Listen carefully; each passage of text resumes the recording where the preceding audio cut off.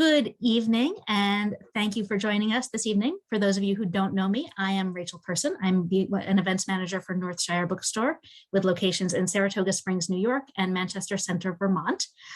We are joined also tonight by our great friends from Malaprop's Bookstore in North Carolina. So hello, Malaprop's customers and fans. Thank you all so much for being here with us as well. Thank you all very much for joining us tonight, and thank you so much for supporting your local independent bookstore.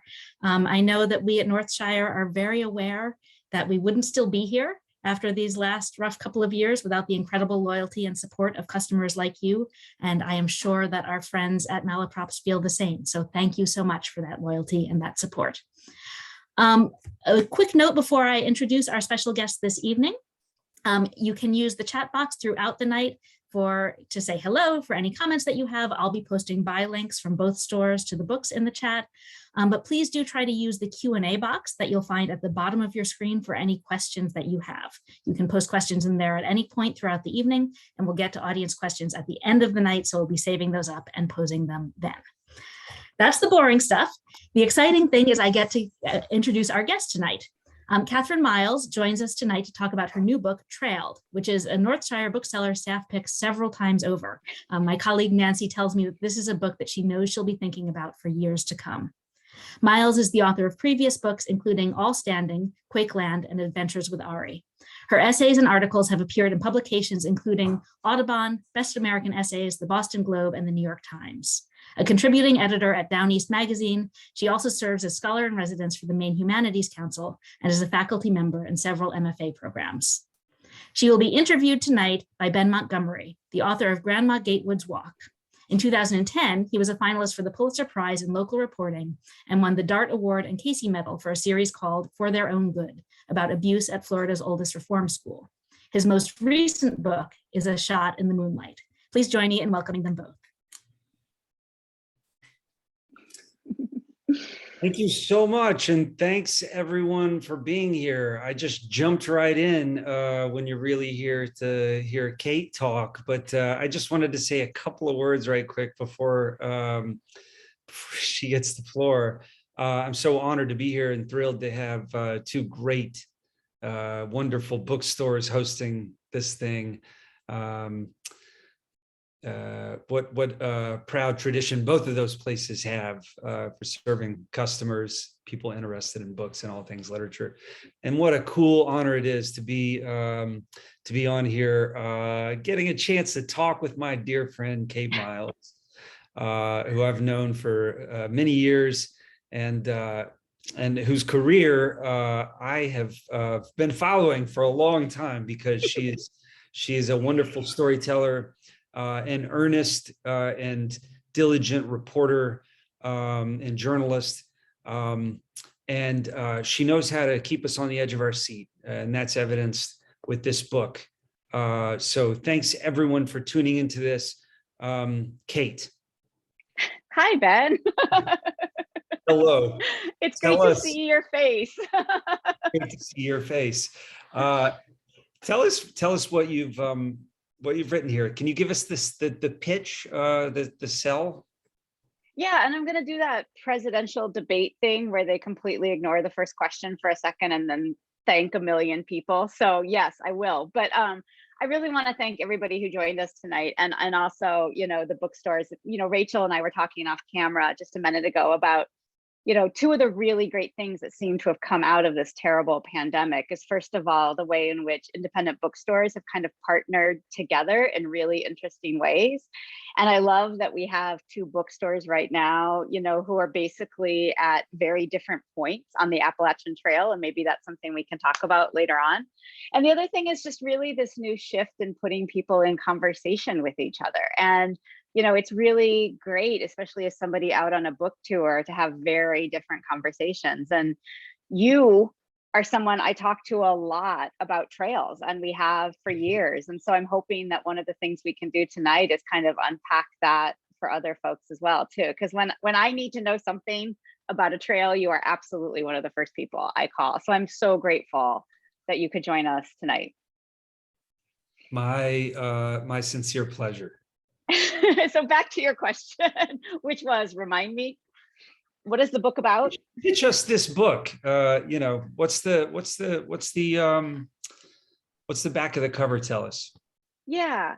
So the basic plot is that in 1996, two young women, Julie Williams and Lolly Winans, who were really just outstanding outdoor leaders who had already just accomplished an incredible amount of work where social and environmental justice is concerned. The previous summer, they had met and fallen in love. And in May of 1996, they embarked upon what was supposed to be a pretty easy breezy 8 to 10 day backpacking trip in the Shenandoah National Park. And at some point in the trip, and we can talk more about the details and everything and why they matter later, but at some point in the trip, they had set up a backcountry campsite off of a very obscure trail called the Bridle Trail. And at some point while they were at this campsite, they had been very brutally murdered. And when this happened, it was such a violent and sensational crime that this had happened in one of our most popular national parks, that the story had immediately made national news and, was covered by every possible outlet. At the time, I was their contemporary in terms of age. I was just graduating from college, and I really identified with them in a lot of really powerful ways. They were both sexual assault survivors who had really found a sense of redemption through backpacking and outdoor recreation, and I really shared in that experience and had thought that backpacking was where I was the absolute safest in the world. And so when this happened, it really shattered my sense of security in the wilderness. And then by utter coincidence, I ended up teaching my first college teaching job at Unity College, which is where Lolly had been a student when she was murdered. And in 2002, in response to growing pressure after September 11th to show that the administration was tough on hate crimes, then Attorney General John Ashcroft made this very public, nationally televised press conference where he announced that someone had not only been indicted in this crime, but that the Justice Department would be treating this crime as the first federal hate crime. The actual crime was about 2.5 years before the murder of Matthew Shepard, also a really well-known hate crime in our nation's history. So that happened, and it really, again, really rocked this tiny, very intimate college campus where I was teaching, and really, I think, brought back a lot of memories and frankly, a lot of trauma for folks who had experienced that. And then 2 years later, this indictment was very quietly dismissed by the Justice Department, and the case grew cold. And so then in 2016, the FBI, on the 20th anniversary of this murder, made this big push for information to try to solve the case. And at that point, I approached my editor at Outside Magazine and suggested a feature story. And as soon as I started working on it, it was very clear to me that 2,000, 5,000, 10,000 words were not going to be enough to tell the story, and that it was going to become a book. You said earlier that it shattered your sense of, I can't remember if you said safety or security on the trail, being in the outdoors. And that's something as a man, I don't see from your perspective. This is a blind spot for me, feeling unsafe or insecure, in my mind, comes from just the environment. What is there? A bear? Is there a wolf? Is it going to get freezing tonight? These are my concerns when I'm out of doors. As a woman, what does it mean to achieve like a sense of security out there? Do you enter the outdoors as a young person, sort of searching for that, and it's something you have to find and hold on to? And what does it mean to lose it as well? Yeah, that's a great question. I also, I think, came at the wilderness and backpacking from a place of real privilege. And, as a child, I grew up in the Midwest, and my family had spent a fair amount of time, car camping at state parks and fishing and things like that. And so I had always felt safe and secure in the wilderness, and certainly felt increasingly so the more backpacking I did. And so I was sort of at the height of that security as a section hiker on the Appalachian Trail when I learned of this crime and other similar murders that had especially impacted women. And so for me, I had a sense of security that was then taken away. And I think, first of all, one of the things that's been very sobering for me about this book is in the events I've already done, the number of people who have come up to me and said, I remember this crime and I haven't been backpacking since, or I haven't gone hiking alone since, or I haven't gone camping in the woods since. And for that group of people, and I think to some degree I include myself in that, I think this really is a hate crime, which is to say that, these ripple effects, this sort of terror that it's created, I think for a generation really persists today. And one of the other things I really want to unpack in the book, and kind of hopefully sort of spark a conversation with, is just how many people have never had the experience that either you have or I began with in the wilderness, that sense of security. And for just how many people, because of their race or their ethnicity or their gender or their sexual orientation, have just never felt like the wilderness is a safe place for them. And I think we really as a nation haven't really reckoned with that yet, and what it means that the wilderness is still a place of privilege for so many people. It's interesting. I'm recalling that I think I phoned you from the AT a few years ago. I was out with my kids, and we were talking, I think, just very naturally, organically, about some of the dangers on the trail. And I've spent a lot of time reading about the trail, and a lot of time on the trail, but at that point, I wasn't super confident in in what kind of sort of human violence existed, in what capacity and what numbers along the AT. And I phoned you, and because I know you would know the answer to that. Help us understand, first of all, what the Appalachian Trail is, its length and nature and so forth, and then help us understand if it's a violent place. Is it a place to be scared of other humans? Yeah, and let me just also put a little pin here and say this is one of the things I love about your awesomeness, especially as a dad, is that first of all, you were on the trail with your kids, and secondly, you were like, let's call Kate and talk about people who either go missing or get hurt on the trail. Which I think is fantastic parenting. So A+ for that. And you and I think at that point, actually, we're talking a lot about a series of stories I had written for the Boston Globe that you had been really helpful with, about a 63-year-old woman named Jerry Largay who had gone missing on the trail while she was backpacking. And I think a lot of people, including the Maine game wardens who had been working on this case, initially really suspected foul play, because it seemed like the only possible explanation for how this person could just disappear in the wilderness, in the 21st century. And as it turned out, she didn't. She actually got lost. But the trail, we should say, and it's really important to say, is an exceedingly safe place, and depending on how you keep numbers, there's been something between 8 and 15 murders on the trail, depending on whether you just count the trail corridor itself or, just off the trail, which is where some of these fall. So, given the sheer number of people who hike every year, that's an incredibly low number, and we should say that. But I think there's something extraordinary that happens when there is violence on the trail, because so many of us want to believe that this corridor, which begins in Georgia and runs up the Appalachian Mountains to Maine. Every year it changes a little, but it's 2,000 miles and some change. This is just a place that for so many people historically has been a place of redemption and strength and healing. And I think that's why violence really rocks us there. And the strength and the redemption and the healing is something you have written about a lot. You've written about a lot of the positivity of the trail. So I'm going to put you on the spot, because I am also a journalist and I like to ask questions more than I like to answer them.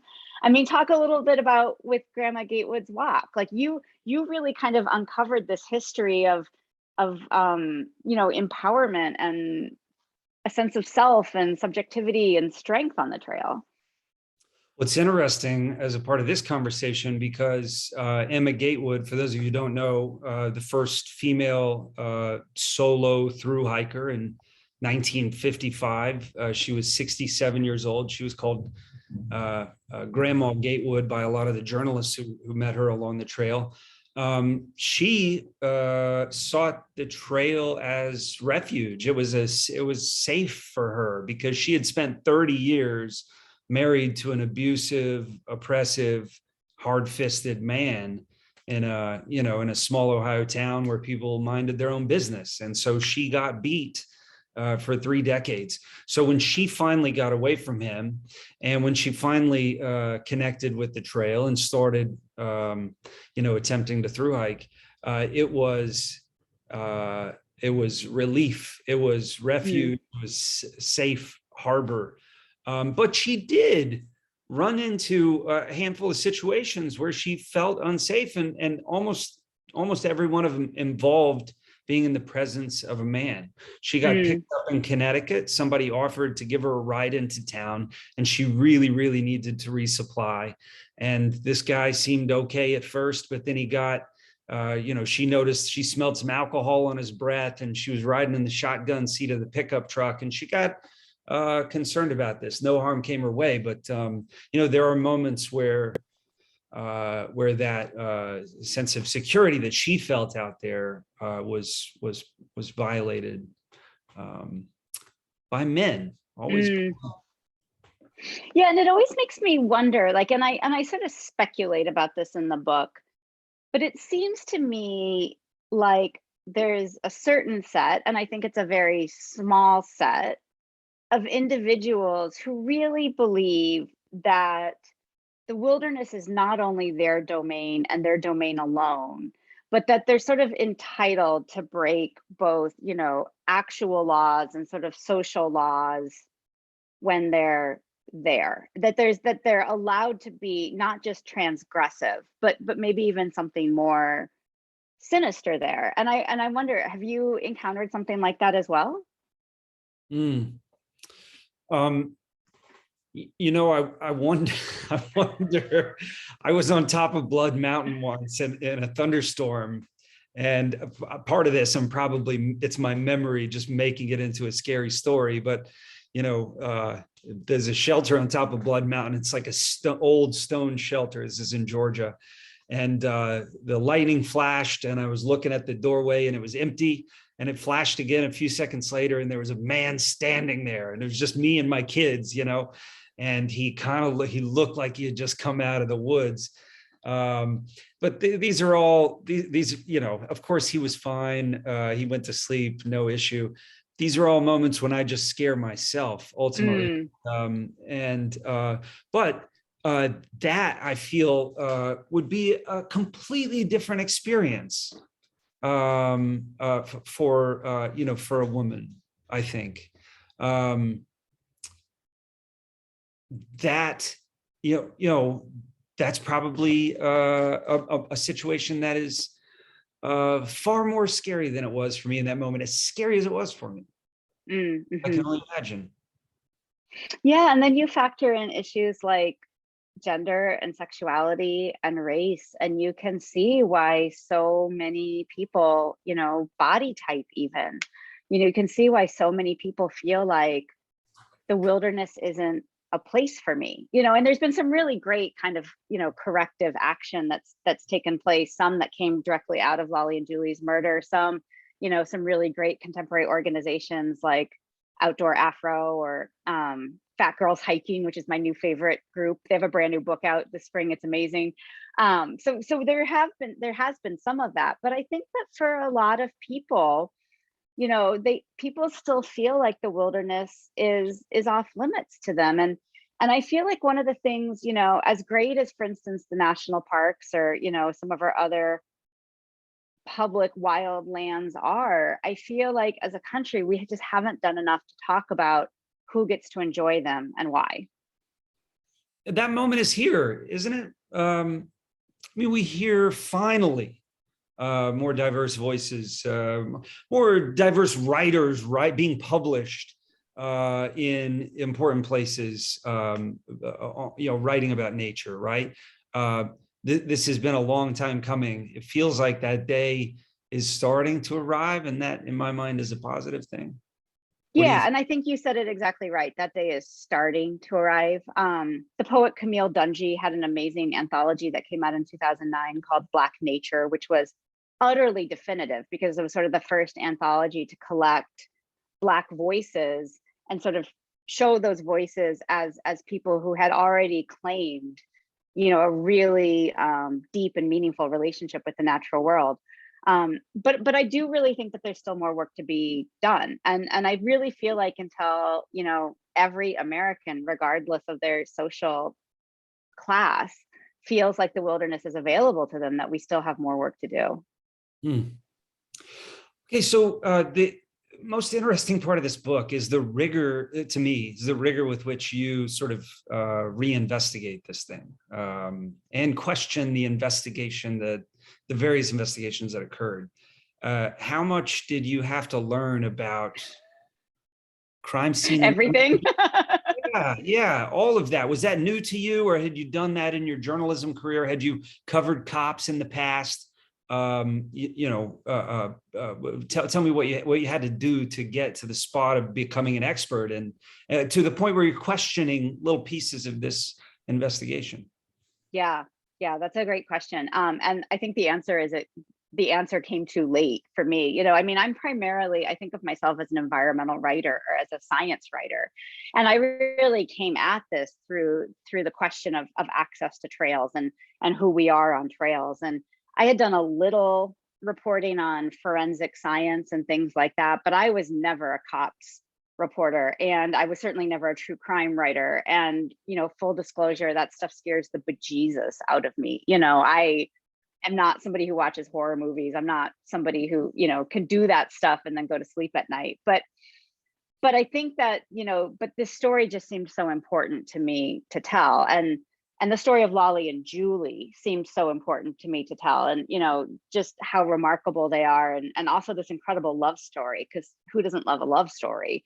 But the rest was a real education. And as I had said, in 2002, John Ashcroft had made this very public announcement of an indictment of a man named Daryl David Rice, who had harassed and ultimately assaulted a woman in Shenandoah National Park in 1997. And he was the individual who had been indicted. And I think, like a lot of people, I heard that and I thought, oh, thank goodness, justice has been served. The investigators have done their job. They found the right guy. And we can kind of all go on. And I think, like a lot of people, I missed when this indictment was half dismissed against him. And I should say, just real quickly, it was dismissed using this very convoluted legal term called without prejudice. So this person, Daryl David Rice, whether he's innocent or guilty, and I ultimately leave that up to the readers, he lives in the state of double jeopardy. He's in a capital murder case, and he's living in a state of double jeopardy where basically the Justice Department can bring this case back against him at any time. So even understanding a concept like that was very new to me. And certainly understanding the nuances of how these kinds of investigations work was also new to me. And as I say in the book, I think I went in with real bias, which was, this guy did it. The FBI is right. The FBI is leading me through their forensic labs and taking me to the crime scene because they've done a good job. And what I should be reporting on is the really great job that they did.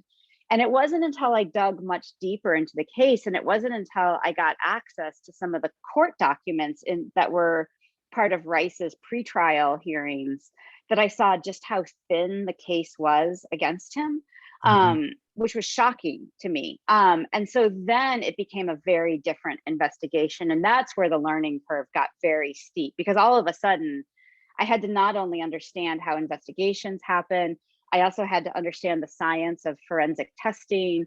And then along the way, I partnered with the Innocence Project to reinvestigate the case. And that's an education that's still ongoing. The work that these exoneration attorneys do is amazing. And as Deirdre Enright, who's the main character in the Innocence Project in my book, said to me, the only way we can really get our innocent clients off of death row is to prove that someone else did it. And so working with her to see what this process is like, how do you prove that someone did it beyond a reasonable doubt, was an incredible education, which, like I said, I feel like I'm still trying to keep up with. Did you have moments where it was 2 a.m. and you're got the coffee shakes and you had the police reports and the photos all spread out on the floor and trying to puzzle this thing out? Was this the kind of case that you? I want to ask you about this, that you became obsessed with? So that word is a word that, and as you know, but as folks here may not know, we don't pick our titles for our books. When we do, it's really lucky, right? But a lot of times we don't get to pick them. And at one point, the publisher had the word obsessive in the subtitle. And I was like, that's bullshit. I'm not obsessive. And also, people don't say that John Grisham are obsessive. Like, are you just saying I'm like a shrill, hysterical woman? And I really thought it. But in hindsight, when I look back at some of the cockamamie plans I had in this book, like putting a roast out to decompose in my backyard, there was absolutely an obsessive and frankly irrational fervor that I think kind of got under my skin. And, it was really emotionally difficult to do this work. And I had to really set some really clear boundaries for myself. I think, another thing that we don't talk about is, true crime is this incredibly popular genre and for really good reason. But, when we watch a Netflix streaming show or we listen to a podcast or something, what we're getting is just such a sanitized version of things. And when you really sort of undertake this examination, there's no sanitizing, there's no filter that goes on. And the work that these investigators and the prosecutors and the defense attorneys do is just unimaginably grim and graphic, and sort of figuring out how to carry that with you and also live what feels like a healthy life is really challenging. And I don't always get it right. And my editor, who's very smart and challenges me in all the right ways, after I had submitted the first draft to her, she had said, you're not really being honest with your readers. You're just sort of like you're narrating here, like you're trying to be a journalist, and your experience has not really just been this sort of disinterested observer that we like to do when we're journalists. She's like, your struggles are part of the story here too. So she really challenged me to include that in a way that was definitely initially beyond my comfort zone. So did you resist the push in that direction? With every ounce of my being. I love hiding behind other people's stories.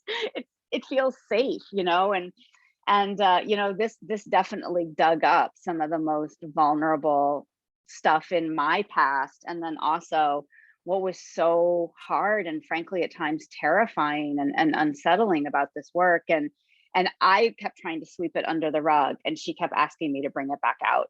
And it was scary, and it's still really scary for me as I start off on this book tour to kind of own this very sort of vulnerable part of myself. But what I've really learned in recent years and covering some real tragedies is that you can't possibly ask people to talk about the worst day of their lives and not give them anything in return. You can't just hide behind this mask of sort of dispassionate observer. It really has to be a relationship. And so I felt like I ultimately owed that relationship to the readers too. Interesting. Is there a question that there are probably a list of these, but is there a question that you left this book just wishing beyond anything that you had the answer to, that's not obvious? You mean like other than who did it? Right. Besides who did it. At one point during the obsessive phase of all of this, at one point I do in fact go consult with multiple psychics to see if they could answer that question with me, and they could not. But sorry, you were about to say something. No. I just said that question. Well, for me, I think what was the most shocking was some of the decisions that mostly the FBI and every once in a while the National Park Service made. And I have not gotten satisfactory answers from either organization. So for instance, in the days after this very brutal double murder, that is undoubtedly a double murder to anyone who is approaching the crime scene, the superintendent of Shenandoah National Park at the time chose to hide the information both from, you know, the millions of people who were coming to the park and also to the media, you know, and understanding how it is that you had this violent double murder in a park and that you decided to withhold that from the visitors, you know. So that's a question I have. You know, one of the things I also really kind of unpacked with this book is just you know, how underfunded and sometimes dysfunctional the National Park Service and the Department of the Interior is in terms of reporting and handling crime. Those are things that I still have a lot of questions about, you know. And then, you know, the FBI, you know, operating under what for me was the exact same confirmation bias. You know, Daryl David Rice definitely did it, made some choices that I just can't understand, to cease DNA testing against other suspects, to continue to pursue Rice, and why that is, and why the family and friends of Lolly and Julie don't have answers, and why we, you know, as a country don't have answers. Those are questions that I'm just stomping around and asking right now, and hoping that maybe this book will help sort of spur answers to. I know you to be a kind person and an earnest person, and also a dogged reporter. Did you develop sort of adversarial relationships with police while you were reporting this? I would like to believe no. The relationships in this book were really important to me. Ultimately, what I do in the book is I sort of present these two cases. There's the case that the federal government will have you believe, which is this man, Daryl David Rice, who was indicted, did in fact commit the murders. And then there's the case that had been advanced by the Innocence Project that ultimately became sort of the side that I fell on, which was this other individual committed the murders. And I try as best as I can to lay it out objectively.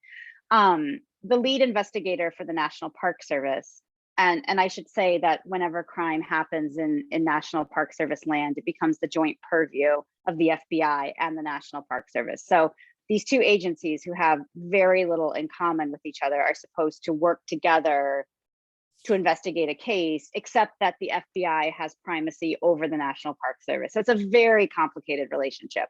And that's one of the things I unpack in the book, is why this relationship made this case so hard to solve. But the lead investigator for the National Park Service, this fantastic guy named Tim Alley, who was really helpful in my investigation, we definitely kind of, you know, came to verbal blows at times in the book. And I try to be really honest about that.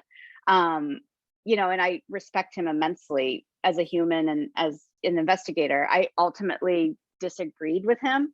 You know, we still have what I hope is a relationship of mutual respect. And so that, I think, is a real testament to his character. I don't think I'm going to get a Christmas card from the FBI anytime soon. But, you know, I'm kind of okay with that if that sparks what I think is some really necessary change at the FBI. Yeah, I feel like that's an important thing to learn. You know, I remember this moment as a journalist, realizing that, like, the FBI makes mistakes, and they actually make, you know, they're prone to make a lot of mistakes for the same reasons a lot of crime investigators do, confirmation bias and so forth.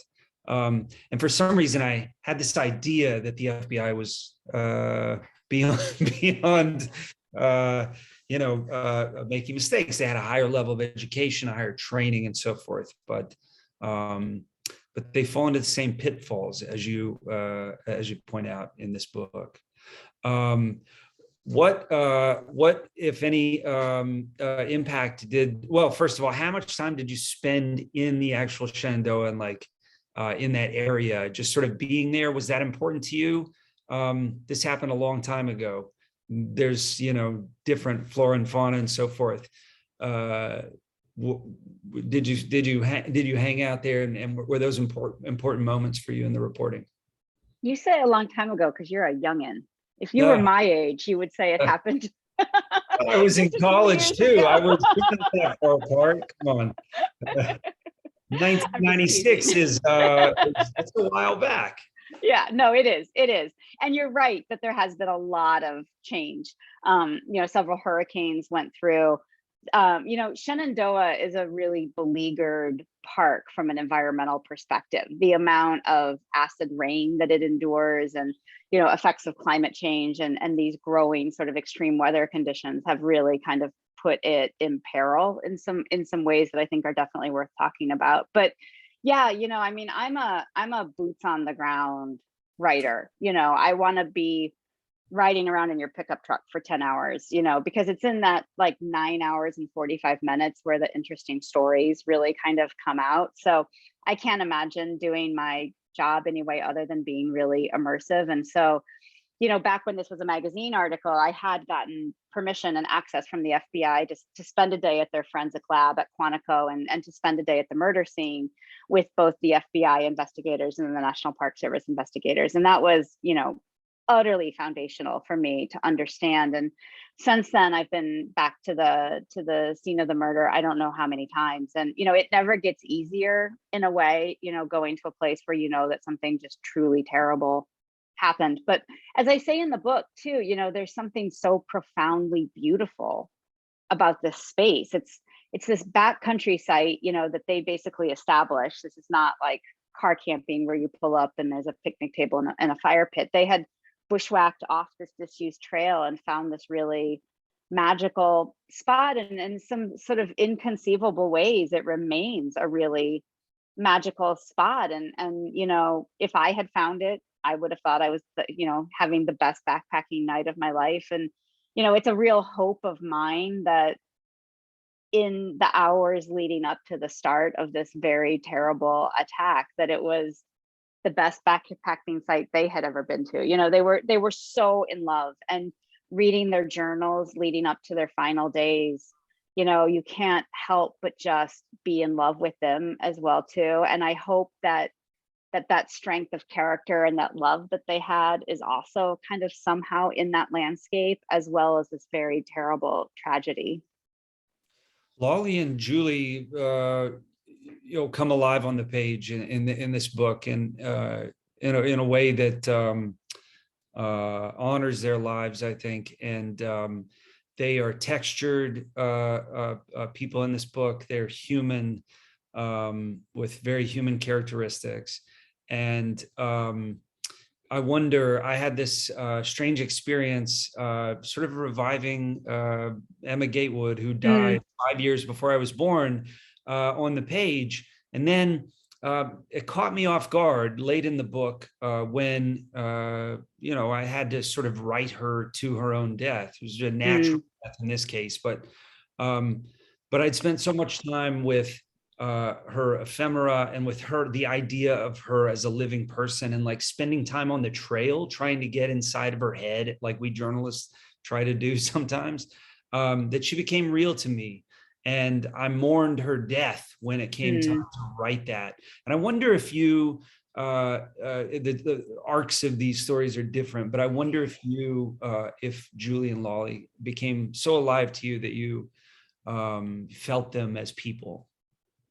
Yeah, and I have from the start, as soon as I learned of this and as soon as I saw a picture of them, and this is where you're absolutely right that 1996 seems like a long time ago, and there's a lot of nostalgia associated with it. You see the picture of like the bandanas on the head and the leather boots and the really heavy packs that still have the external frames in them. And so certainly there's a nostalgia for that too. But as soon as I was a young woman in my early 20s and I saw a photo of them, it was immediately obvious to me. I was like, that's who I want to be. I want to be them. I want to be these two hyper competent people who know how to be in the backcountry, and know all the rules and know all the best tricks and are just so proficient there. Like for me, backpacking was a real source of sort of strength and empowerment. And the better I got at it,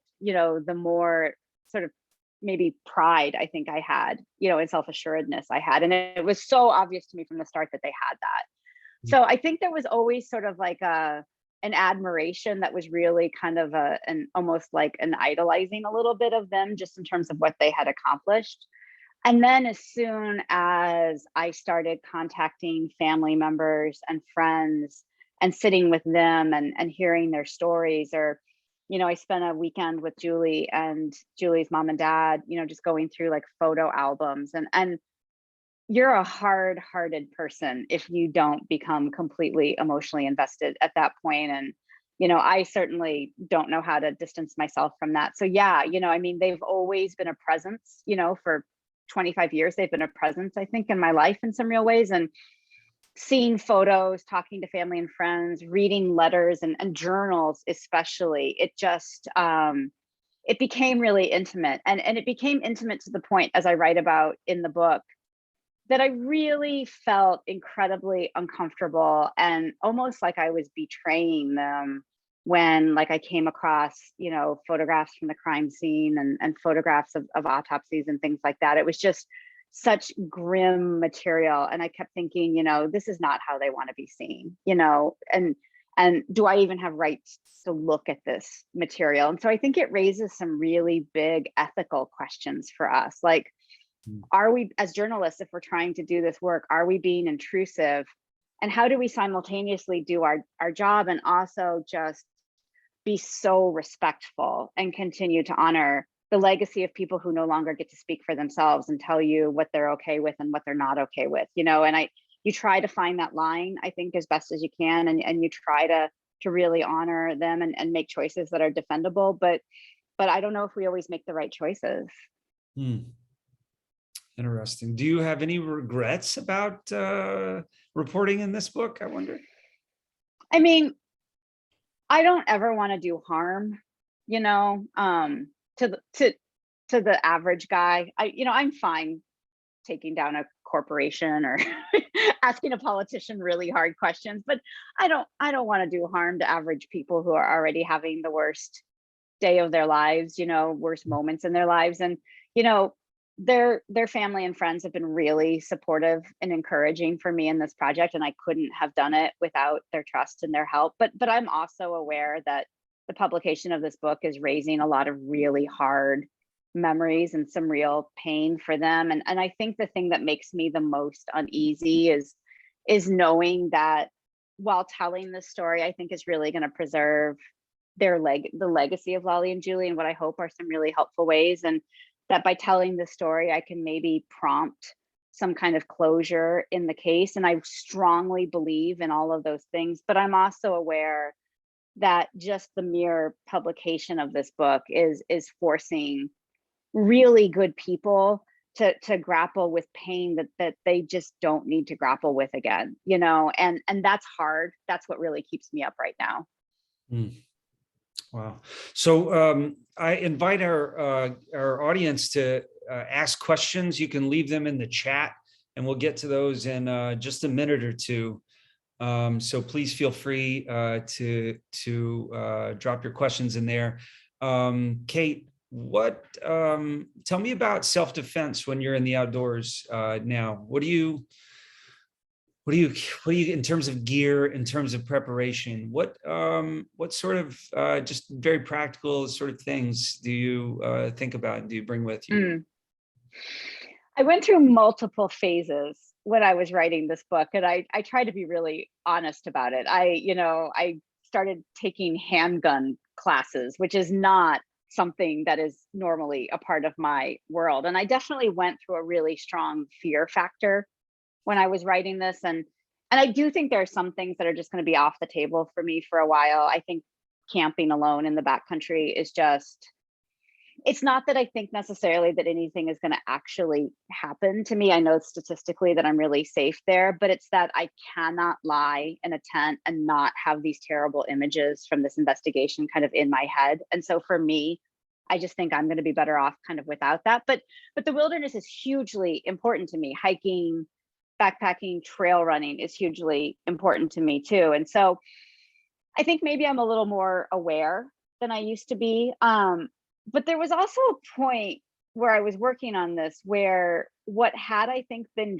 fear just became white hot anger. I'm so angry that this happened to these two women. I'm so angry about the people who, you know, are queer or Black or differently abled or whoever, who feel like they can't be in the wilderness. I'm so angry that someone took this away, not just from Molly and Julie, but from a much larger community. And so I think right now that anger is kind of really propelling me. I was joking last night at the book launch that, you know, God help the serial killer who tries to approach me in the wilderness, because I'm so mad and I have so much to say to that person that he's going to be like, I am really sorry and I'm going to back away from you right now.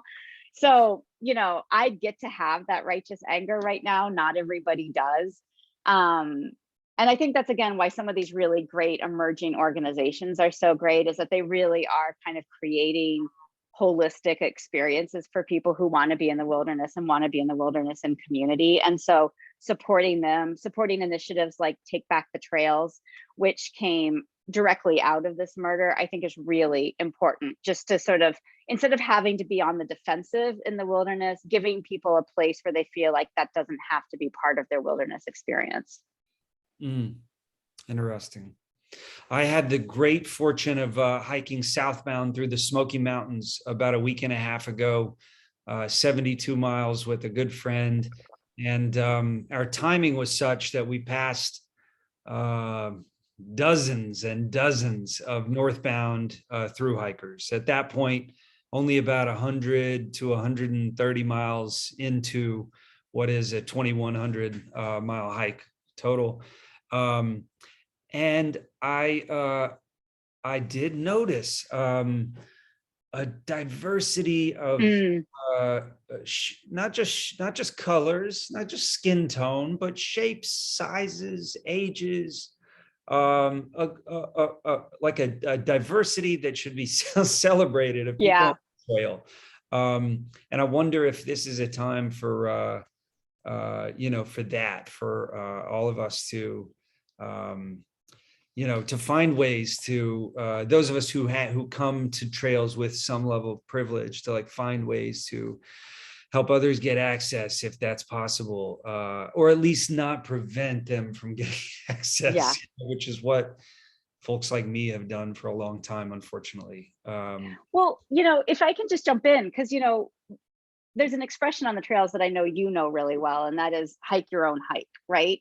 And, you know, when Grandma Gatewood hiked her hike, you know, she was one of very few people on the trail. And so she could go days and days and days and days without seeing another person, and had to be incredibly self-reliant, or relying on the generosity of people, you know, who would feed her or house her or things like that. But as you've seen and you've talked about, there are almost an infinite number of ways to have a hike on the trail now. Right.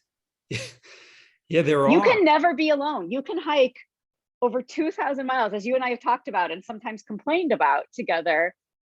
You can have like a rave experience where you are never alone on the trail. Yeah, it sometimes can feel like a long linear music festival, you know, complete with soda pop and, you know, and plenty of pot to smoke, and, you know, all the things that are present at these music festivals. Yeah, it's pretty interesting that way. We have a question, Kate. Great. I mean, unless you want to stay on that for a minute. No, let's jump in. And here's Rachel too. Yes, because we've got some more questions in the Q&A box, but go ahead with Patricia's, or I can go ahead with Patricia's if you'd like. Sure, Rachel, yeah. Okay, so Patricia asks, why was the first indicted person let go? And are there any other suspects right now? Yeah, so so this is really where the whodunit kind of component of this book comes out. This person, Daryl David Rice, who again was sort of half dismissed.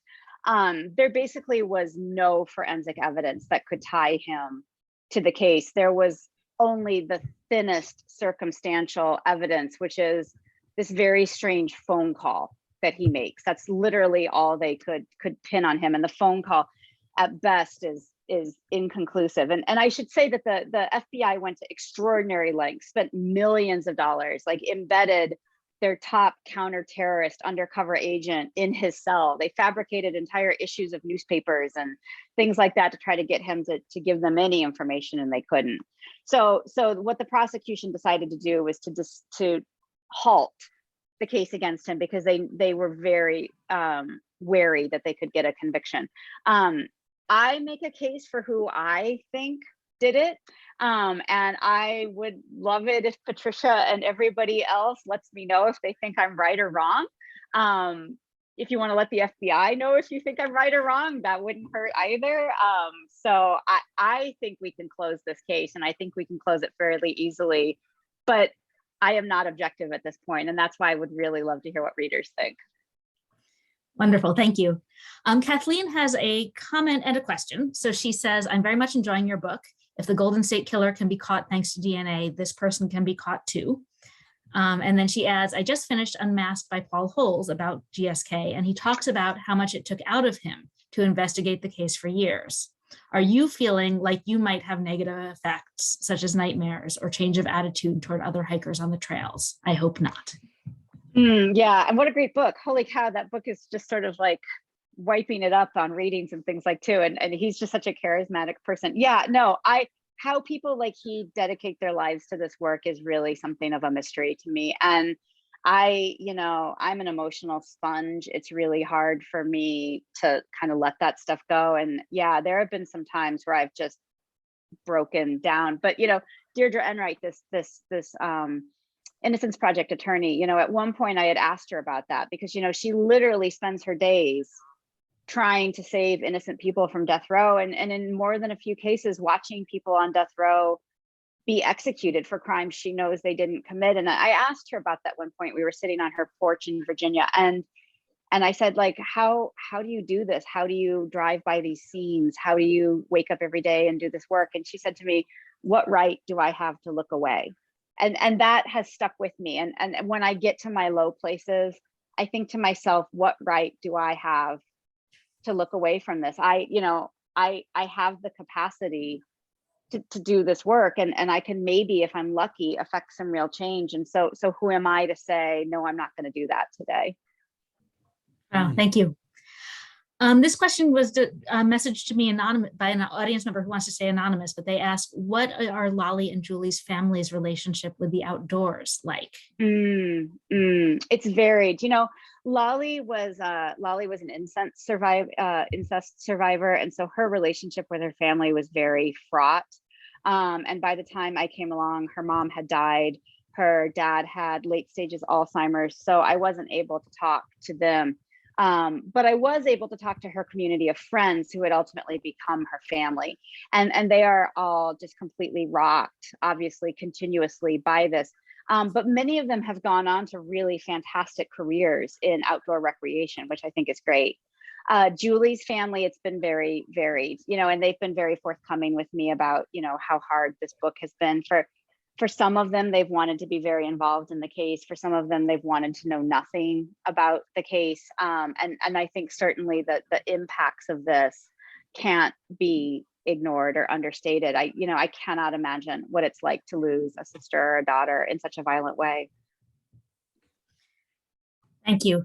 We are just about out of time, but I wonder if you have, I hate to leave us on that note, if you have sort of a closing thought that you'd like to share with us as we wrap up. Yeah, Ben, do you have closing thoughts? I always look to you for good thoughts. I have a closing question for you. Let me set it up like this. Nobody knows the trail. Few people know the trail as well as my friend Kathryn Miles. This book is an illustration of that, and it's an important contribution and also a real page turner. And we'll keep you in. I wonder if you might talk about your favorite stretch of the AT. Oh, that's a great question. Kind of like picking your favorite child or something, right? Yeah, no, and at the risk of offending anyone else, I'm going to take the really easy way out. I live in Maine. and the stretch of the AT leading right up to, so the AT begins and ends on a mountain, which is super cool. And the main mountain is Katahdin, which is just this, it just rises out of nowhere like this elephant. And it's a sacred place for the Penobscot Nation that are here. And frankly, we're occupying their tribal lands. But leading up to it is a stretch called the 100-Mile Wilderness. And it's not fancy trail. It's not the White Mountains or anything else like that. But I think it's where you can still have that experience that Grandma Gatewood had, where you go 100 miles without crossing anything other than really rustic logging roads. You don't see any sign of civilization. You really only see the most hardcore hikers. And I think it's the place where you can still really get away. What about you? Real quick, what about you? I've never been through the 100-Mile Wilderness. Let me just take the Shenandoah. You know why? Because I passed through 2019, that whole stretch in I think June of that year, and I saw a black bear every single day. The berries had come in, and the bears had no interest in any hikers. They were just eating.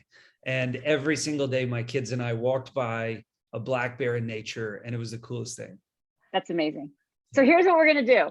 We're going to take the 20 people still here on this call, and the group, we're going to round up some group of all of us, and we're going to do a Ben Montgomery, Kathryn Miles section hike somewhere on the AT, right? And really just experience what is so fantastic about it, right? You know, because you and I, for a variety of different reasons, have gone to the trail in different moments of our lives. And I think one thing we really share is just kind of understanding that power that it's had for so many people for over a century now. That's right. Yeah, it's a treasure, and always in jeopardy, as everyone knows.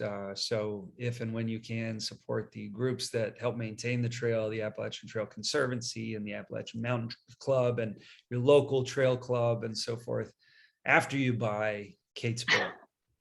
And Grandma Gatewood's walk, a very happy, inspiring story of the Appalachian Trail. And that is a lovely note to end on. Kate and Ben, thank you both so much. This has been really a fascinating conversation and a fascinating evening. Audience members, thank you so much for being with us here tonight. You can find both of tonight's books at northshire.com and at malaprops.com, and you can find out information about more events that both stores are hosting in those locations as well. Thank you, everyone, and have a great night. Thank you. Thank you.